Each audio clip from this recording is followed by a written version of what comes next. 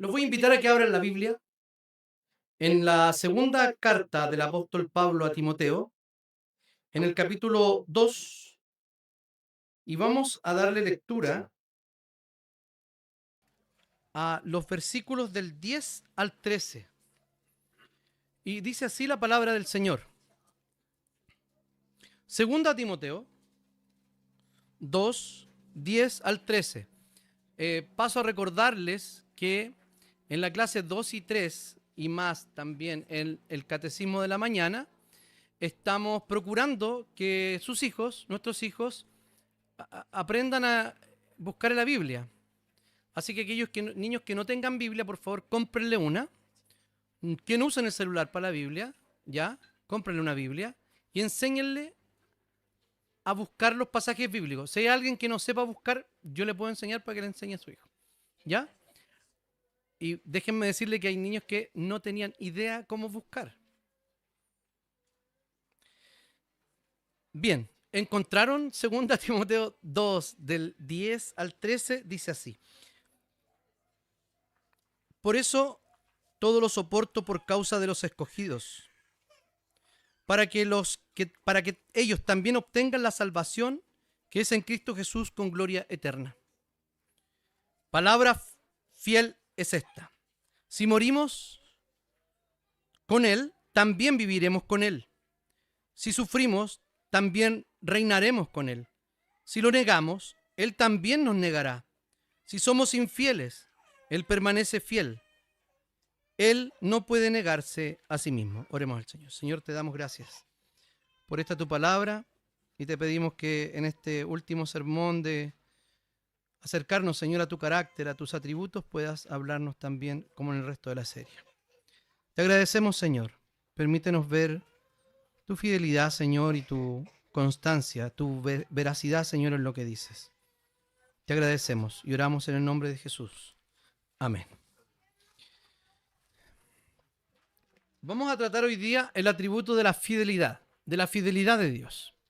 Cuando hablamos de fidelidad, estamos hablando con sinónimos, por ejemplo, de lealtad, pero también de veracidad. Esto quiere decir que Dios dice algo y lo cumple. No solo porque, a ver, mire, alguna vez aprendí esto. Si alguien no hace algo es porque no puede, no quiere o no sabe. Dios no tiene ninguna de esas limitaciones. Si quiere, si sabe, si puede. Entonces, cuando Dios dice algo, hace alguna promesa, ya cumplidas todas en Cristo Jesús, excepto la venida, podemos ver que Dios no solo dice algo, sino que tiene todas las capacidades en su ser, esencialmente, para cumplirlas. O sea, no es una posibilidad que Dios da, excepto cuando hablamos de las promesas condicionales. ¿Se acuerdan que Dios se arrepentía? Y bueno, eso ya lo logramos entender un poco. En este caso no. Y tiene una relación directa, la fidelidad en casi todos los textos bíblicos, en relación con el pacto que Dios ha hecho con su pueblo. Entonces, en la teología reformada, la doctrina del pacto no es un accesorio, sino que es una especie de columna vertebral o hilos que corren a lo largo de toda la Biblia, como el reino, como el pacto, bien lo dije, el mediador. Entonces tenemos temas que son transversales en la Escritura, como la doctrina del pacto. Entonces, el pacto es el marco principal por el cual Dios se relaciona con su pueblo a lo largo de la historia redentora. En ese marco, la fidelidad de Dios es uno de los atributos más gloriosos. ¿Por qué razón? Porque éste garantiza que su palabra, sus promesas y sus obras no cambian ni fallan. Vamos a ver lo que significa pacto. Se me fue la negra. Es un vínculo de sangre soberanamente administrado. Cuando nosotros pensamos en el pacto, pensamos que Dios inventó esta forma de relacionarse con su pueblo. No, Él no la inventó. Los pactos de vasallaje ya existían en el Oriente Medio Y Dios toma esta forma de relacionarse con su pueblo. ¿Por qué? Porque ellos entendían esta relación de pacto. Lo hemos mencionado muchas veces. Pacto, entonces, si puedes continuar. Perdón. Un vínculo de sangre soberanamente administrado. Siguiente. ¿Habían tratados imperiales o de vasallaje? No se ve nada. ¿En serio? ¿Alguien puede rápidamente poner letras blancas? Mientras yo hablo, por favor. Entonces, el pacto, en la palabra hebrea berit, es una relación formal y vinculante establecida por Dios, en el cual Él se compromete a ser el Dios de su pueblo y demanda de ellos una respuesta de fe, obediencia y amor. Y en el caso de la fidelidad divina, viene de palabras como emet, pistis, pistos. Pistis también se traduce como fe. O sea, también la fidelidad podría ser fe, confianza. Dios es confiable. La inmutable constancia de Dios es la fidelidad. La inmutable constancia de Dios para cumplir todo lo que ha prometido, incluso cuando el ser humano es infiel. Acabamos de leer un texto que nos parece un poco llamativo. Si los que leen con atención pudieron darse cuenta de que aquí hay una disfunción en el texto. Cuando digo disfunción, es lo que nosotros esperamos que diga el texto. En sus Biblias, si usted tiene una Biblia de papel, lo más probable es que esta Biblia ponga centrado esta parte del texto. ¿Lo ven? Nadie tiene Biblia de papel. ¿Ven que este texto está centrado? No está justificado como el resto del texto, sino que está centrado. Habitualmente cuando los textos están centrados, es una extensión larga de una cita del Antiguo Testamento, pero no hay ninguna letra al final. Vale decir, no es ninguna cita del Antiguo Testamento. ¿Me explico? Entonces, ¿qué es? Si está allí, está centrado como si estuviera citando algo, pero no es el Antiguo Testamento. ¿Qué es? ¿Alguien sabe? ¿Alguien dijo algo? Sí, parecía un poema, Nara. Es un himno. Lo más probable es que Pablo esté citando un himno de la primera iglesia que cantaban. Igual hay un himno parecido que ese que dice en Filipenses, solo para que tengamos una idea.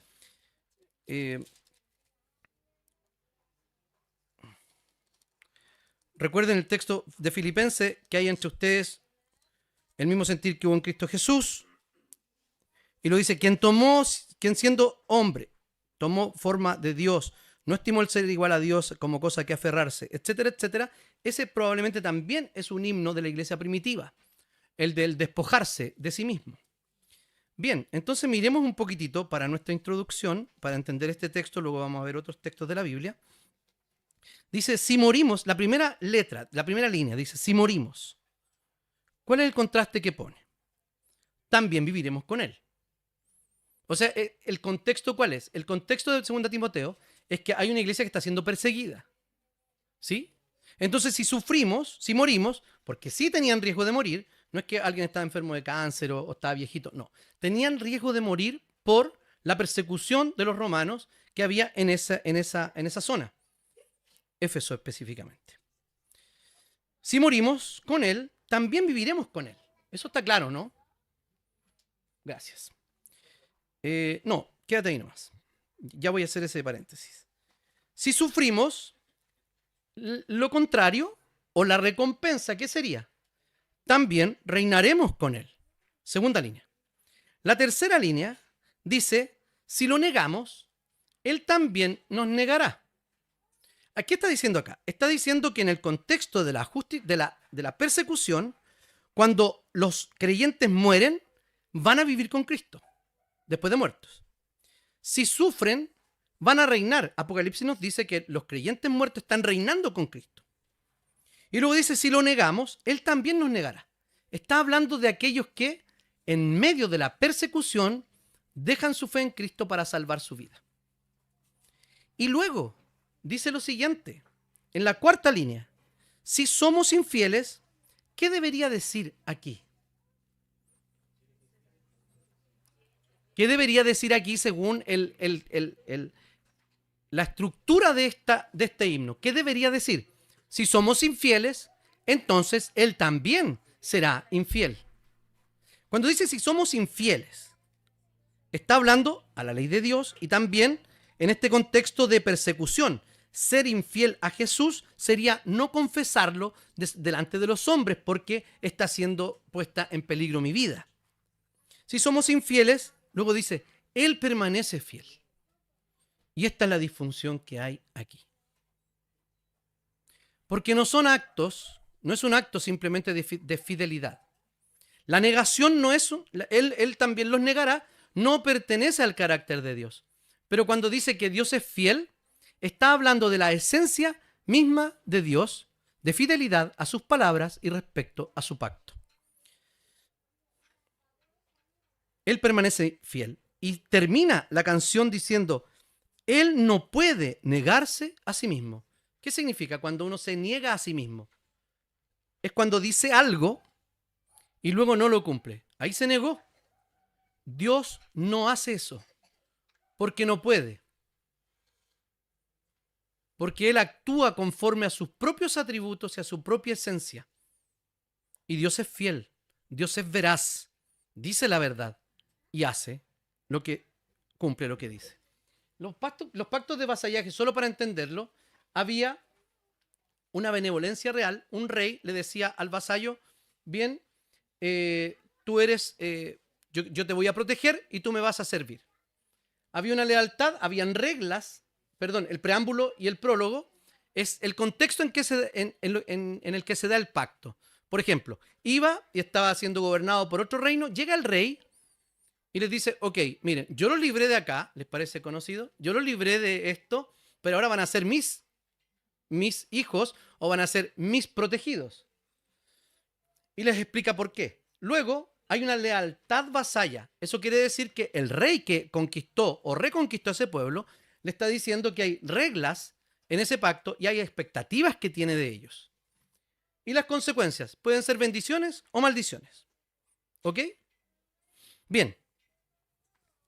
Entonces, en primer lugar, vamos a echar una miradita a la fidelidad de Dios a través de los pactos bíblicos de una manera muy rápida. Por favor.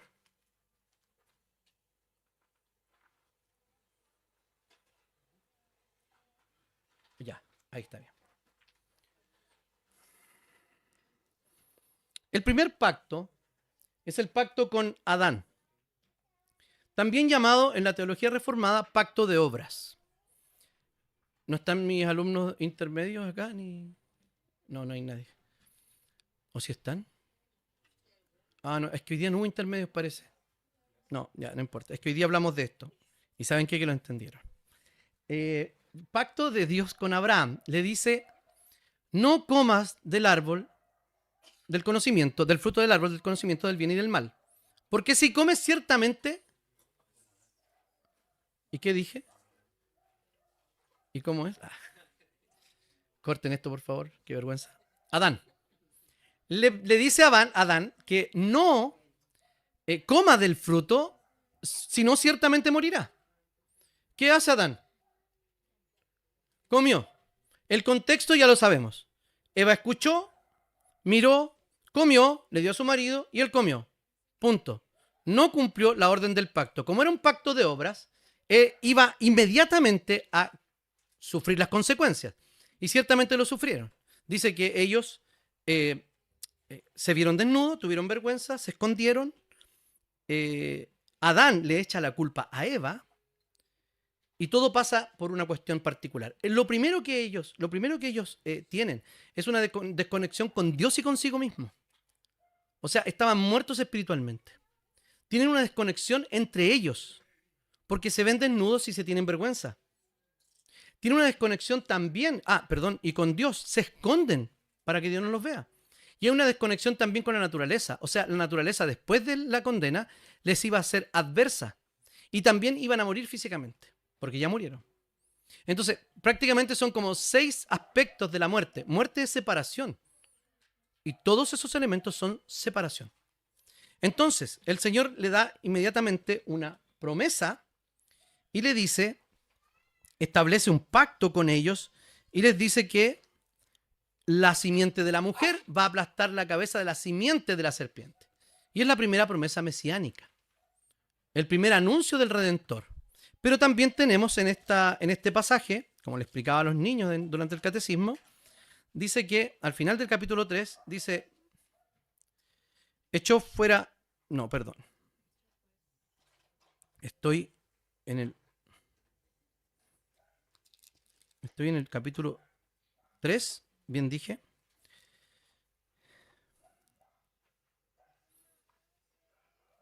Dice que los echó fuera a ellos, pero hizo algo más. Dice, luego Dios el Señor hizo túnicas de pieles para vestir al hombre y a la mujer. Y se cumplió lo que dijo realmente Satanás. Es uno como nosotros, que conoce tanto el bien y el mal. De eso se trataba. Dios no quería que conocieran o experimentaran el contraste entre bien y mal. Y sucedió la caída. Pero el Señor inmediatamente, ¿qué genera? Genera una solución, una promesa y una solución inmediata, que es cubrir su desnudez y su vergüenza con una muerte. Vale decir, con la muerte de animales para cubrir su vergüenza y su desnudez, anunciando así también el sacrificio de Jesús. Hay otro pacto, que es el pacto con Noé. En el capítulo 9 de Génesis podemos ver que el Señor dice que va a destruir la tierra, que se arrepiente y le duele en el corazón haber hecho al hombre. Lo que hace simplemente es tomar una familia, Noé, su esposa, Sem, Cam y Jafet, sus hijos y sus esposas y sus nietos y toda la parentela y una pareja de cada animal. Se demora 120 años en construir el arca según las medidas que Dios le da. Y ellos son librados del diluvio y de la muerte. Cuando termina el diluvio, mucho tiempo después, 40 días, 40 noches, pero en bajar el mar se demoró mucho, el agua, perdón, sale y hay una especie de reedición del pacto de obras, porque le dice, Dios bendijo a Noé y a sus hijos, reproduzcanse, multiplíquense, llenen la tierra, y así más adelante. O sea, le dice, y también le dice, no volveré a destruir la tierra con agua. Es un pacto universal que nos abarca a todos de la naturaleza, que no va a destruir de nuevo aquello. Dios establece entonces ese pacto unilateral. Nadie debía cumplir nada. Unilateral. Con toda la creación mostrando su misericordia sostenidamente en el tiempo. El arco estará en las nubes y yo lo veré. Y me acordaré de mi pacto perpetuo. Estoy en el 9:16. El pacto entre Dios y todo ser vivo, con todos los seres que hay sobre la tierra. Entonces, cuando miramos este pacto, vemos que Dios, a pesar de que ya había sido, entre comillas, decepcionado, y él había entristecido su corazón por crear al ser humano, y su pecado había llegado hasta él continúa, salva a una familia y sigue cumpliendo el pacto que le había prometido a Adán y Eva de que iba a venir de ella una simiente, una descendencia. No simientes. Una es lo que aclara después Pablo en Gálatas, hablando de una sola persona. Mucho tiempo después, también descendiente de Noé, hay un pacto con Abraham. Eso está en el capítulo 15 al 17 de Génesis. Y podemos ver que, básicamente, Abraham, Dios le dice que tome todas sus cosas, se vaya de su parentela a la tierra que él le va a mostrar. No le muestra nada. Solamente le dice, anda y ve al donde yo te voy a mostrar. Adán agarra todos sus monos, que eran muchos parece, tenía harto, no tenía hijos, pero tenía mucha propiedad y siervos, y parte a la tierra que el Señor le va a dar. Aunque Abraham y su descendencia fallan, ¿o no? Cuando el Señor hace el pacto con Abraham, ya lo expliqué esto la semana pasada, dice que toma un animal, lo corta en pedazos y deberían pasar por en medio de él aquellos que son garantes de ese pacto. O sea, que me pase esto de morir como este animal si yo no cumplo lo que el Señor me pide. Y al final del 17, en medio del 17 dice, estableceré mi pacto contigo y con tus descendientes. Será un pacto perpetuo, yo seré tu Dios y Él será el Dios de tu descendencia. A ti y a tu descendencia le daré toda la tierra donde ahora habitas, la tierra de Canaán como herencia perpetua, y yo seré el Dios de ellos. O sea, ya no es universal, como en el caso de Noé, sino que está haciendo una promesa a una familia en particular para traer, ¿qué cosa? También una simiente. Podemos ver después en Génesis, en Hebreos. Perdón, gracias. Pregunta si alguien tiene dos tablas. Allá afuera. En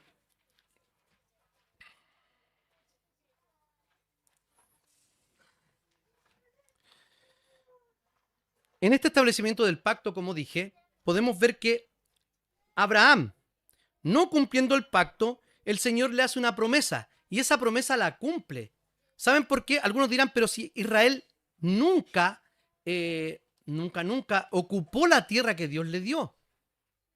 Y ahora tampoco, y algunos quieren explicar esto disculpen. Gracias.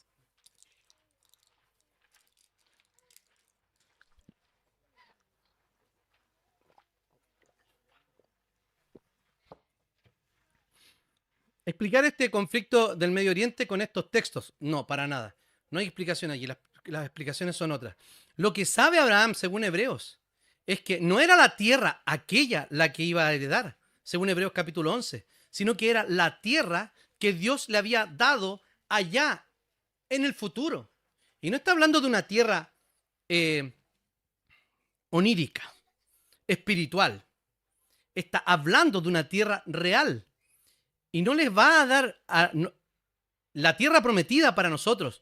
No es simplemente el llegar al bienestar espiritual con Dios, eso sí, pero nuestro bienestar espiritual con Dios hoy día no es pleno. ¿Quién ha estado triste esta semana? Ya, bajen la mano, deben ser 3 o 4 veces más las personas que están tristes.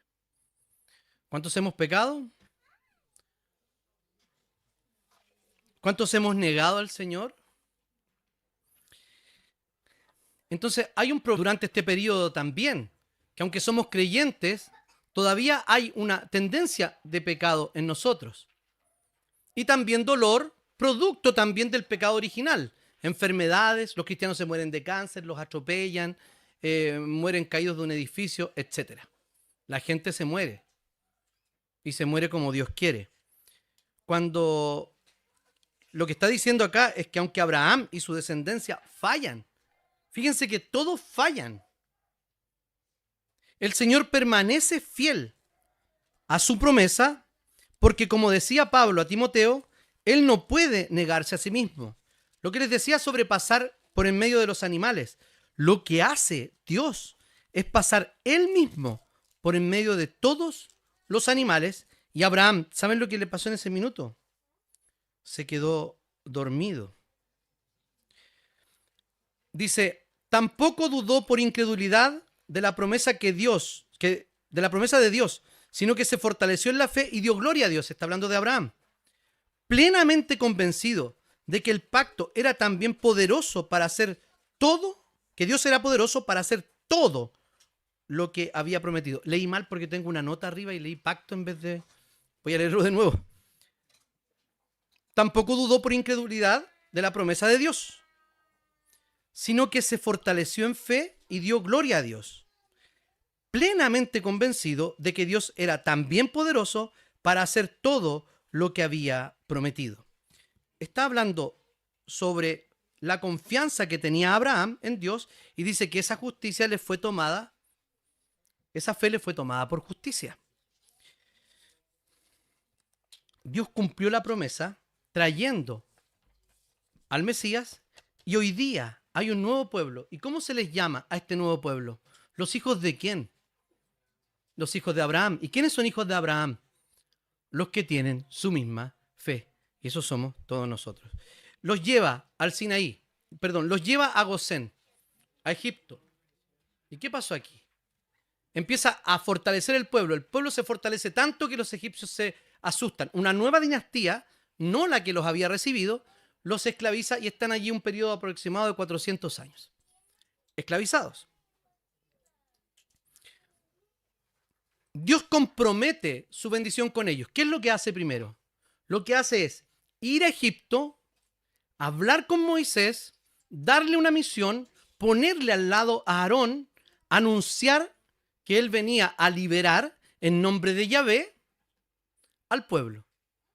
Y pasaron todo lo que nosotros conocemos, ¿cierto? Las 10 plagas, que básicamente fue una destrucción de cada uno de los dioses egipcios.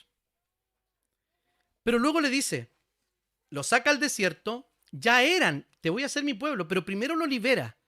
Y luego le da un contrato. ¿Y cuál es el contrato? Los 10 mandamientos, que es la ley moral de Dios. ¿Y qué pasó con esa ley moral, con esos 10 mandamientos? ¿Qué pasó? A ver, ¿los judíos pudieron cumplir esa ley? ¿Los hebreos en algún momento? No. De hecho, cuando sube Moisés a buscar las tablas de la ley, ellos ya se habían descarriado abajo, ¿cierto? No había ninguna posibilidad de que ellos fueran salvos por la ley. Entonces la gente se pregunta, bueno, ¿qué pasaba entonces con eso? Lo que pasaba es que todo era sombra de lo que había de venir. Las sombras del antiguo pacto, ¿cierto? Y arriba el pacto de gracia. Ya lo voy a explicar cuando termine de explicar los demás. Entonces, cuando el Señor habla sobre esto, en el 7:9 de Deuteronomio, hay advertencias contra la idolatría, pero en este mismo contexto dice, sábelo bien, el Señor tu Dios es Dios. Él es fiel y cumple con su pacto, su misericordia con los que le aman y cumplen sus mandamientos hasta 1000 generaciones. Y cuando uno dice, ¿quiénes son los que lo aborrecen a Dios? Dice que en los mandamientos dice que hasta la 3ª y 4ª generación de los que me aborrecen. Y luego dice, de los que me aman, para siempre. Ahí está poniendo en contraste, ¿qué cosa? El juicio de Dios y su misericordia. Pero cuando Dios condena hasta la 3ª y 4ª generación, ¿de qué está hablando? Está hablando de aquellos que lo desprecian, no aquellos que no pueden cumplir la ley. Porque ¿cuántos de nosotros podemos cumplir los 10 mandamientos? Según Pablo, ¿la ley para qué se hizo? Para mostrarnos que éramos pecadores e insuficientes para cumplir la ley y acogernos al beneficio de la muerte de Cristo. Hay un pacto también con David en el capítulo 7 de Segunda de Samuel, del segundo libro de Samuel.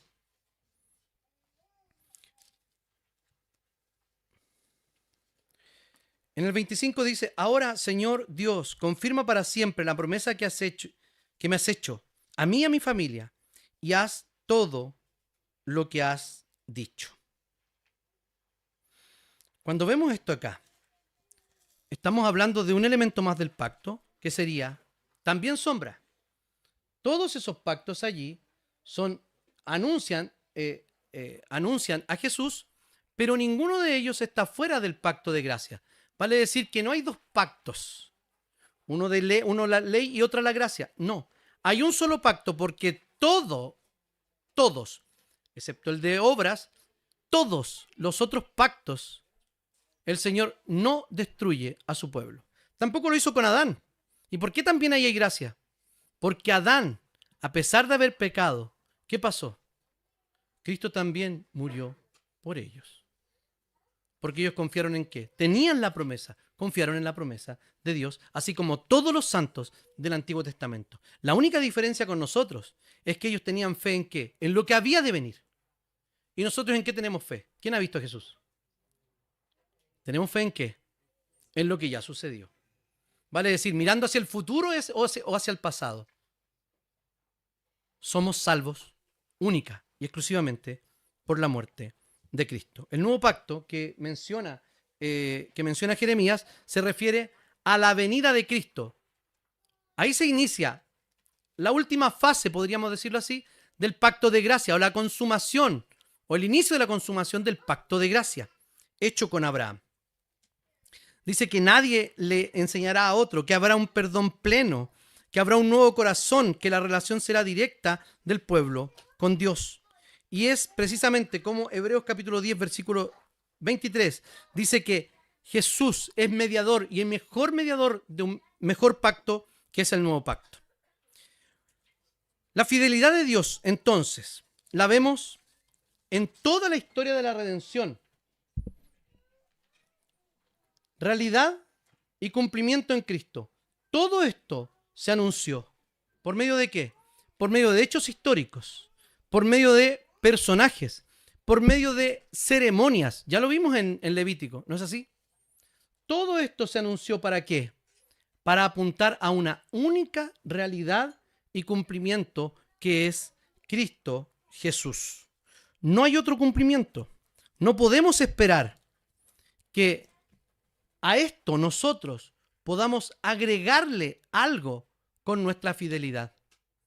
Porque aquel que infringe un solo mandamiento, ¿qué ha hecho? Se ha hecho culpable de violar toda la ley. Pero el Señor es un mediador mucho mejor, que ya no hay mediador humano en el pacto, sino que es mediador, que es tanto ofrenda como sacerdote en el nuevo pacto. Como dije, versículo 10. Este es el pacto que haré con la casa de Israel después de aquellos días, dice el Señor. Pondré mis leyes en su mente y las escribiré sobre su corazón. Yo seré su Dios y ellos serán mi pueblo. Entonces, cuando el pacto vemos que tiene una plena fundamento en la fidelidad de Dios. Por eso que nada, ni siquiera la caída de Adán y Eva, pudo frustrar el propósito de Dios que él había tenido desde la eternidad. A eso se le llama pacto de redención. La Trinidad en la eternidad pasada se pone de acuerdo y dice lo que va a pasar. ¿Y quién va a venir a morir? Capítulo 17 de Juan. Le dan específico un pacto antes que ese, atrás, en la eternidad. ¿Y saben qué? Este pacto que se ve aquí, el pacto de gracia, es simplemente la ejecución del plan de Dios para salvar a su pueblo. ¿Qué promete entonces este pacto? Promete perdón de pecados, promete, como ya hemos leído, renovación del corazón y también pertenencia a un nuevo pueblo. Y volvemos a repetir la 2 Timoteo capítulo 2 versículo 13. Aunque nosotros seamos infieles, Él permanece fiel porque no puede negarse a sí mismo. Este es un gran consuelo para el creyente porque no radica en su fidelidad la seguridad de la salvación, sino que radica específicamente en la fidelidad de Dios. Y me gustaría compartirles algunos versículos que son claves y clásicos para entender el plan de Dios. Voy a leer capítulo 8 de Romanos, versículo 30, y quiero que ponga mucha atención. Y a los que predestinó, también llamó. Y a los que llamó, también los justificó. Y a los que justificó, también los glorificó. Los teólogos han llamado esto el hilo de oro de la salvación. Cuando dice a los que predestinó, según eso, ¿dónde pasó esto? Antes de que empezaran las flechas, ¿no? ¿Por qué? Pasó en lo que nosotros llamamos, en nuestro lenguaje temporal, en la eternidad pasada. El Señor predestinó, o sea, dio un fin, un destino para los suyos. A esos, en la historia, en el tiempo y en el espacio, ¿qué dice? Que los llamó. ¿Y de qué manera los llamó? No simplemente por el llamado del Evangelio, ese llamado general, sino ese llamamiento especial e irresistible que todos los que estamos acá creo que hemos experimentado, que en algún minuto no pudimos seguir resistiendo la gracia de Dios y en nuestras palabras humanas aceptamos a Jesucristo como nuestro Señor y Salvador. ¿Eso qué significa? Significa utilizar el regalo de la fe que Dios nos ha dado. Luego dice que a los que llamó también los justificó. O sea, no solamente los llama, sino que también les dice, ustedes ahora son parte de un pueblo, son justos y tienen una correcta relación conmigo, lo que hablábamos la semana pasada. Y luego, cuando dice que los justificó, a estos también glorificó. Cuando habla de glorificó, esta palabra está hablando de lo que habla en 1 Corintios capítulo 15 respecto al cuerpo glorificado, un cuerpo similar al de Jesús. O sea, adaptado para vivir eternamente sin las complicaciones o las limitaciones que ha dejado el pecado en el cuerpo y en la mente. ¿Cuántos están así hoy día? ¿Cuántos están glorificados? Por favor, levante su mano. Ni los muertos. La pregunta es, entonces, ¿por qué los verbos están en pasado? Predestinó, llamó, justificó y glorificó. Porque así como seguro por la predestinación es el llamado y la justificación, también lo será la gloria eterna.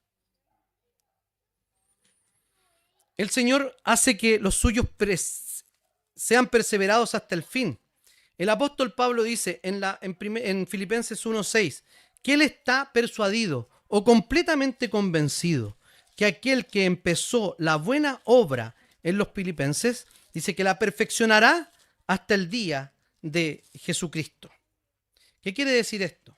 Quiere decir que nosotros no podemos, por nuestra propia fuerza, terminar la obra que Jesús empezó en nosotros.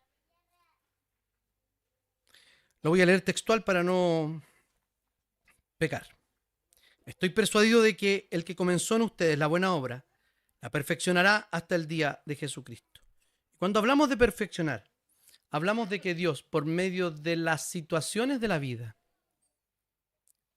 de nuestras angustias, de todo cuanto pasamos, el Señor se encarga de pulir nuestro carácter para parecernos más a Cristo.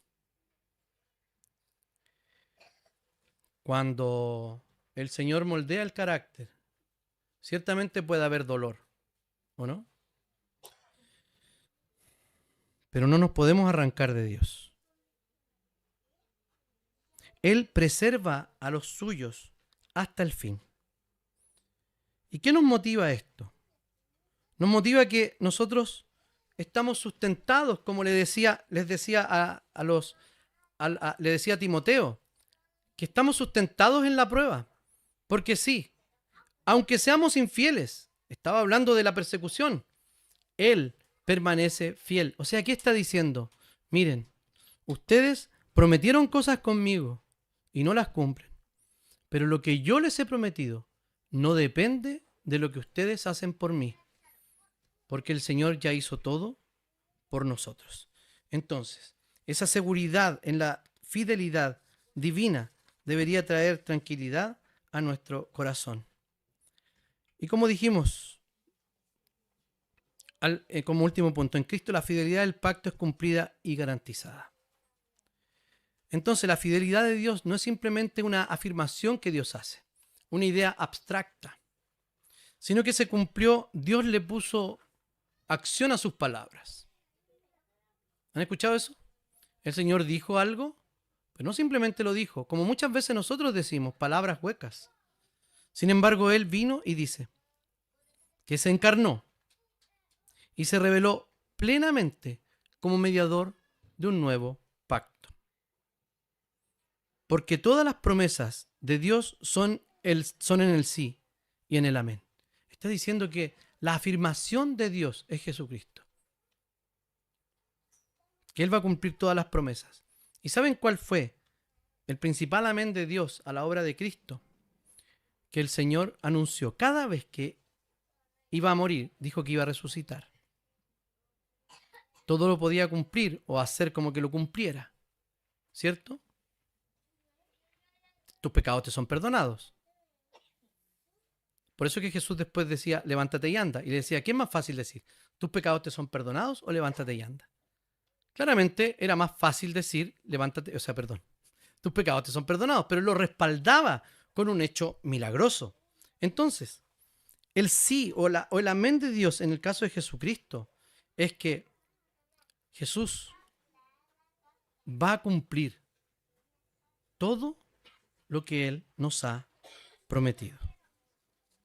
¿Quién es Él? Como ya hemos visto, es la simiente de Abraham, aquel que vino directamente de Abraham para salvarnos a nosotros. También es el rey prometido a David, que iba a haber siempre uno en su trono. Y esto no ha pasado.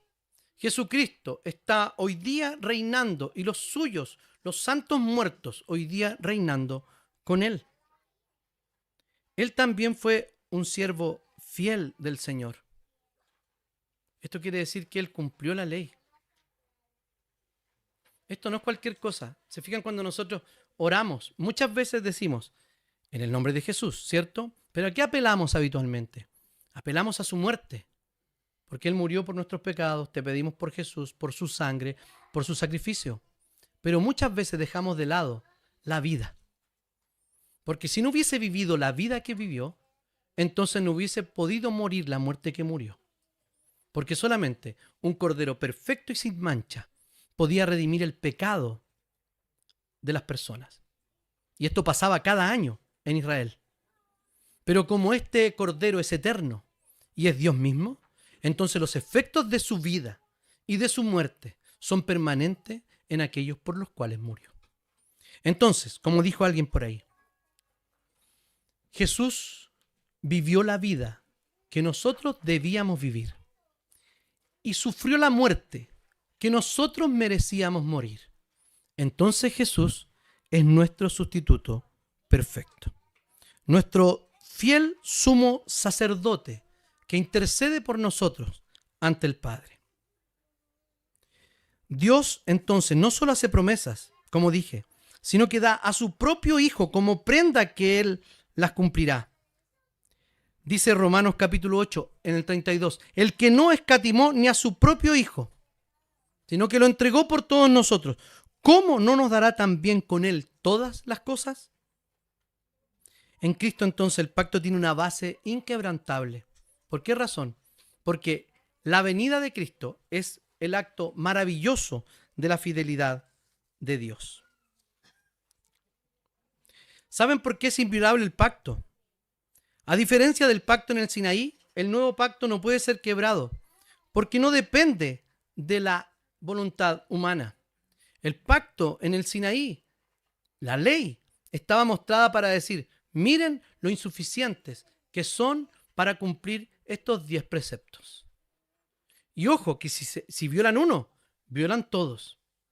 Porque cuando violamos la ley de Dios, no atentamos ante una lista de check, sino que atentamos contra Dios. ¿Qué pasaría si Cristo no hubiese muerto por nosotros? Por eso Jesús dice en la institución de la cena, esta copa es el nuevo pacto en mi sangre. Manténganse fieles, le dice el escritor a los hebreos, sin fluctuar, la profesión de nuestra esperanza, porque fiel es el que prometió.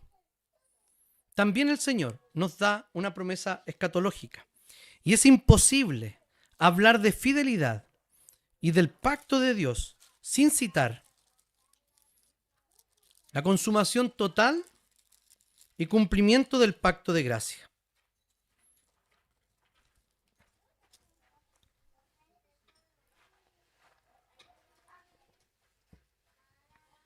¿Qué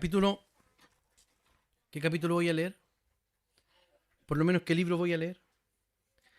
Apocalipsis. ¿Qué capítulo? 21. Vi entonces un cielo nuevo y una tierra nueva, porque el primer cielo y la primera tierra habían dejado de existir, y el mar tampoco existía más. Vi también que la ciudad santa, la nueva Jerusalén, descendía del cielo de Dios, ataviada como una novia que se adorna para su esposo. Entonces oí que desde el trono salía una potente voz, la cual decía, aquí está el tabernáculo de Dios con los hombres. Él vivirá con ellos, y ellos serán su pueblo, y Dios mismo estará con ellos, y será su Dios. ¿No les parece palabras muy similares a lo que le dijo a Abraham? Y ya no necesitaban más tabernáculo. ¿Por qué razón? porque Dios mismo lo sería. Estaba la habitación perpetua y perfecta de Dios en el cielo nuevo y en la tierra nueva donde el Señor nos va a hacer vivir. Y aquí viene un tremendo consuelo. Dios enjugará las lágrimas de los ojos de ellos, y ya no habrá muerte, ni más llanto, ni lamento, ni dolor, porque las primeras cosas habían dejado de existir.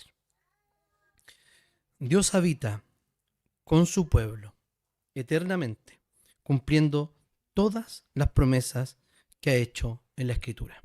Es ahí donde, hermanos, debe radicar nuestra confianza y nuestra fe. La fidelidad de Dios, entonces, es la columna vertebral del pacto de gracia. Sin ella, la historia de la redención colapsaría totalmente. ¿Saben por qué? Porque si no tenemos un Dios fiel, no tenemos ninguna garantía de que Él va a cumplir lo que dijo. Pero porque Dios es fiel, entonces cada promesa se cumple. Cada salvación, cada promesa de bendición es segura para su pueblo. Y en palabras de un salmista, en el Salmo 145:13 dice: Dios es fiel en todas sus palabras y bondadoso en todas sus obras. Oremos al Señor. Señor, te damos gracias por la bendición de poder acercarnos a tu palabra y poder tener, Señor, esta confianza de que a pesar de nosotros, Señor, tú permaneces fiel. Te pedimos que esta verdad se haga carne en nuestra vida y que dejemos, Señor, de tratar de agradarte por nuestros actos, sino aferrarnos, Señor, a la muerte de Cristo. Y te pedimos perdón, Señor, porque tantas veces hemos sido infieles. Sin embargo, tú permaneces fiel. Y por eso nuestra vida y la historia de la redención, Señor, no colapsa. Se mantiene en pie porque tú eres poderoso, Señor, para cumplir todo lo que has prometido. Te damos gracias, Señor Jesucristo, confiando en su vida y en su muerte. Amén.